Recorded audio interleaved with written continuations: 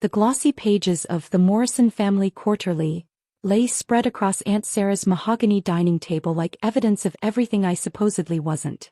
4 pages of family achievements, full-color photos of cousin promotions and business acquisitions, and not a single mention of my work with the State Department. As you can see, Aunt Sarah announced to the gathered family, this quarter's newsletter showcases the real achievers in our family tree. I sat at the far end of the table, nursing my coffee while relatives I saw 3 times a year flipped through pages celebrating everything except my career. The Morrison family's quarterly gathering had become a ritualistic display of who mattered and who didn't, with Sarah's newsletter serving as the official scorecard. Look at this spread on Marcus, my cousin Jennifer gushed, pointing to a 2-page feature about my cousin's latest restaurant opening. 3 locations now. That's what I call building an empire. Marcus beamed from his position near the head of the table, his new Armani suit catching the afternoon light. The Michelin reviewers are already talking about the fusion menu. We're looking at serious recognition next year. And Diana's real estate portfolio, Sarah continued, flipping to another glossy section. 15 properties across 3 states. That's generational wealth building, not just a job. Diana nodded while adjusting her diamond tennis bracelet. The market's been incredible. Last month's acquisitions alone will generate more passive income than most people's salaries. The implicit comparison hit its mark. While Diana collected rental income from luxury properties, I collected a government salary that seemed impossibly modest by Morrison family standards. Of course, Sarah said with theatrical sympathy, not everyone has chosen the entrepreneurial path. Some family members have settled for steadier options. Her gaze swept past me with practiced dismissal. For 5 years I'd been attending these gatherings while working my way up through diplomatic channels, currently serving as Deputy Assistant Secretary for European Affairs. But to the Morrison family, government work was synonymous with playing it safe and lacking real ambition. Emma's doing fine with her government position, my mother said defensively, though her tone suggested embarrassment. Stable work, good benefits. Not everyone needs to be a business owner. My stable work involved managing diplomatic relations between the United States and 15 European nations, briefing senior officials on international crises, and coordinating policy responses that affected millions of people. But because it didn't generate visible wealth, it was dismissed as career mediocrity. Government work is perfectly respectable, Jennifer agreed with false sincerity. It's just not newsletter material, you know? Our readers want to hear about achievement and innovation, not administrative positions. Marcus raised his wine glass in a toast. To family members who take real risks and build actual wealth. That's the Morrison legacy. The toast felt like deliberate exclusion, celebrating everyone except the family member who had chosen public service over private profit. My secure phone buzzed in my jacket pocket, a priority flash message indicating urgent diplomatic communications. The timing couldn't have been worse, with my family already convinced that my government work was unimportant enough to interrupt at will. Let me guess, Marcus said, noticing me check the device.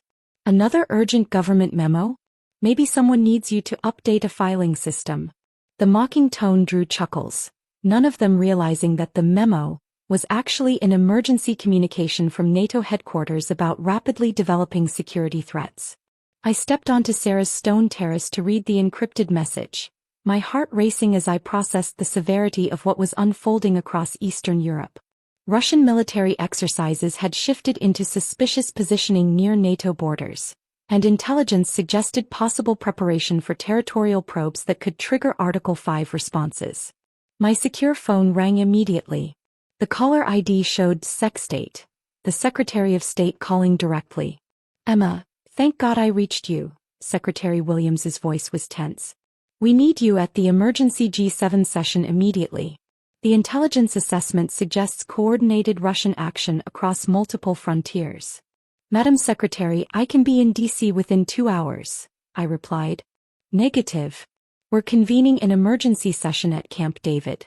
Marine One is en route to your location for immediate transport. The President specifically requested you for the European response coordination. My blood ran cold. Presidential-level crisis management meant this situation had escalated far beyond routine diplomatic concerns. Emma, one more thing, Secretary Williams added. NATO Supreme Allied Commander will be joining via secure link. Your assessment of European political responses will directly influence military planning decisions. I could hear my family's laughter from inside, still celebrating restaurant reviews while their dismissed relative was being summoned to coordinate international crisis response with heads of state. I returned to find Sarah displaying the newsletter's back page, which featured a family tree highlighting notable achievements that conspicuously omitted my diplomatic career. Sorry, I said, approaching Sarah directly. I need to leave immediately. Something urgent has developed that requires my presence in Washington. Sarah frowned, clearly annoyed. Emma, whatever government paperwork you think is urgent can surely wait until Monday. We're celebrating family success here. Marcus laughed dismissively. Let me guess, some bureaucratic emergency that requires immediate attention? The thrilling world of government administration never rests. Before I could respond, the distinctive sound of helicopter rotors began echoing across Sarah's estate grounds. The noise grew progressively louder as military aircraft approached her exclusive neighborhood. What in the world? Diana said, looking toward the sky where Marine Corps helicopters were clearly visible approaching the estate. Sarah looked genuinely bewildered. I didn't arrange any aerial entertainment. Whose helicopters are those? The aircraft touched down on Sarah's pristine lawn, and I recognized the distinctive markings of Marine One support aircraft. Secret Service agents emerged first, followed by a Marine colonel I recognized from National Security Council briefings. The family gathering had gone completely silent as the military delegation approached the terrace with purposeful authority. Deputy Assistant Secretary Morrison? The Marine colonel called out. Yes, Colonel, I replied, stepping forward from my dismissed position at the table's end. Ma'am, we have immediate orders from the President. You're needed for emergency G7 coordination regarding the developing European crisis. NATO allies are requesting immediate diplomatic response. The words President and NATO allies seemed to echo across the silent terrace, causing my family's expressions to shift from confusion to complete bewilderment. Sarah stared at the military officers, then at me. The President? Emma, what exactly do you do for the government? The Marine colonel looked confused. Ma'am, doesn't your family know about your position? Deputy Assistant Secretary Morrison coordinates all European diplomatic relations for the State Department. Marcus had gone completely pale. European diplomatic relations? Emma, you told us you worked in international affairs, but we thought. You thought I filed paperwork, I finished.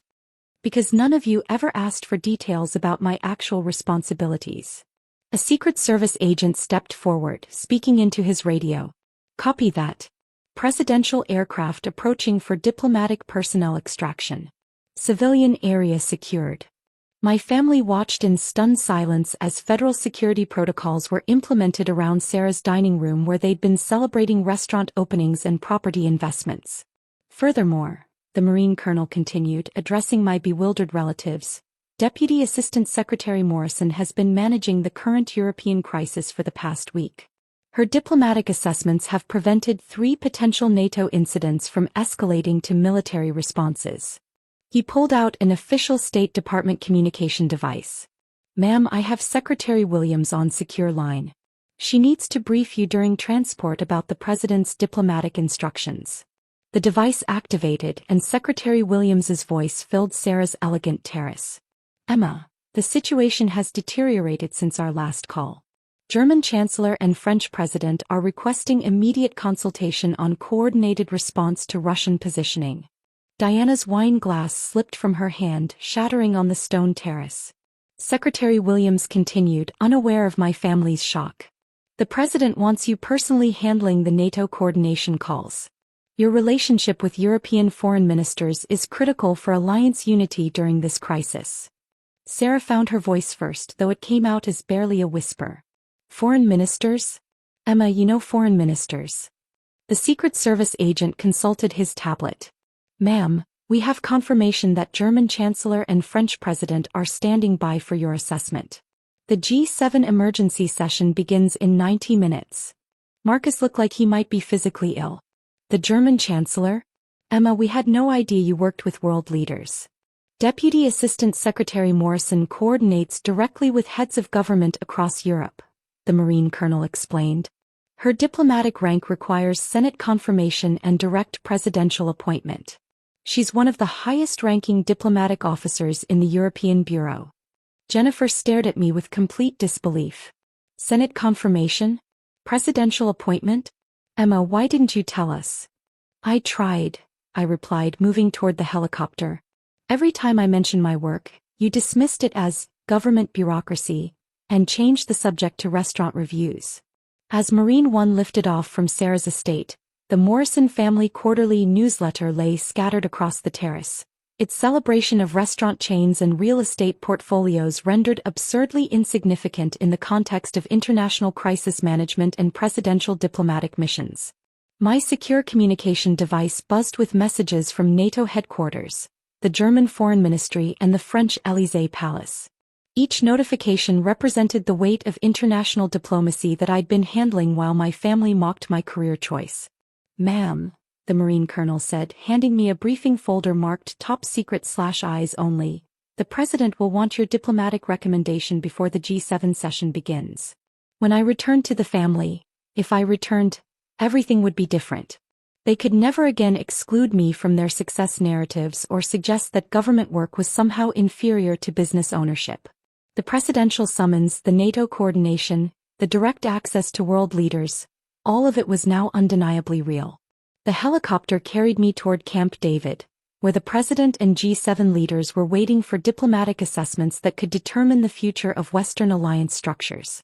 Behind me, my family was left to process the reality that their government clerk was actually one of the most important diplomatic figures in the Atlantic Alliance. They had wanted newsletter-worthy achievements, never realizing that real achievement sometimes required security clearances that prevented public recognition. While they worried about social media content, their excluded relative was quietly maintaining the international order that made their comfortable lives possible.